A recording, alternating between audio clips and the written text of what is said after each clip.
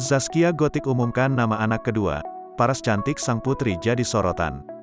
Kabar bahagia datang dari pasangan Zaskia Gotik dan Sirajuddin Mahmud.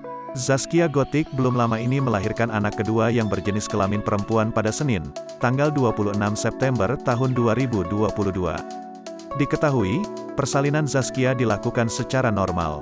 Setelah menyembunyikan wajah sang anak dalam beberapa hari, akhirnya istri Sirajuddin Mahmud itu melihatkan paras sang anak. Melalui media sosial, penyanyi dangdut asal Bekasi itu membagikan potret gemas putri keduanya.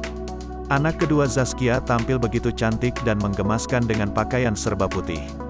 Dalam keterangan unggahan, pedangdut berusia 32 tahun itu menuliskan rasa syukurnya lebih lanjut. Zaskia Gotik mengumumkan nama sang anak. Baby alias Satara Hansa, sambungnya. Terakhir, ia meminta doa dari semua orang agar buah hatinya tumbuh menjadi anak yang pintar.